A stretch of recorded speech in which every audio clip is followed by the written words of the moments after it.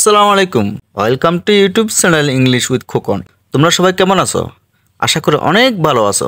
Spoken English আজকের ক্লাসে তোমাদের সবাইকে স্বাগতম। তোমরা যারা এই ক্লাসটি করছো তোমাদের সুবিধার্থে বলে রাখছি, আজকে এই ক্লাসটি করলে কোথায় কোথায় টল এবং লং এর ব্যবহার হবে সেই সম্পর্কে জানতে পারবে।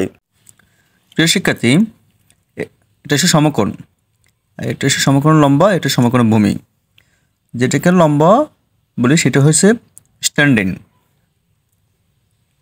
স্ট্যান্ডিং আর স্ট্যান্ডিং আমরা কি বসাই? টল।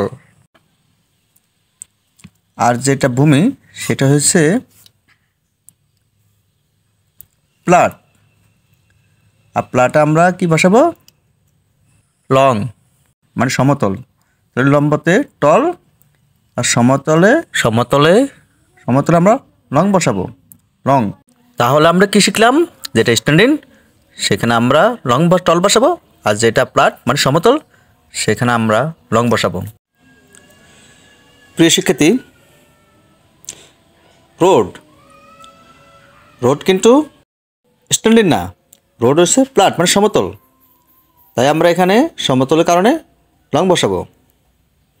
এরপর ট্রি, আর ট্রি হলো স্ট্যান্ডিং। আচ্ছা স্ট্যান্ডিং আমি লিখতে দিচ্ছি স্ট্যান্ডিং। আর স্ট্যান্ডিং আমরা কি ইউজ করি? টল ইউজ করি। আর ট্রি স্ট্যান্ডিং হওয়ার কারণে আমরা এখানে কি ইউজ করবো? টল ইউজ করবো। ওকে, এবার হচ্ছে বিল্ডিং। প্রিয় স্টুডেন্ট, বিল্ডিং হলো স্ট্যান্ডিং, অর্থাৎ বিল্ডিং দাঁড়ানো অবস্থা থাকে। বিল্ডিং হলো কি? স্ট্যান্ডিং। আর স্ট্যান্ডিং আমরা কি ইউজ করবো? টল ইউজ করবো, টল।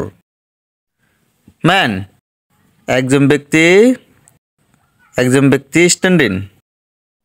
একজন ব্যক্তি হচ্ছে স্ট্যান্ডিং, যার কারণে আমরা সেখানে ইউজ করব টল। টল।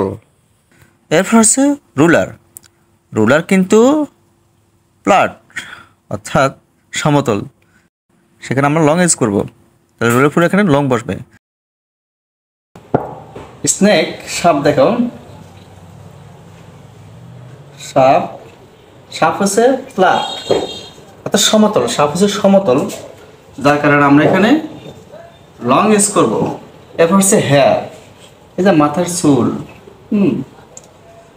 যে একটা মাথার চুল দেখতে মনে হয় যেন স্ট্যান্ডিং, কিন্তু আসলে স্ট্যান্ডিং না।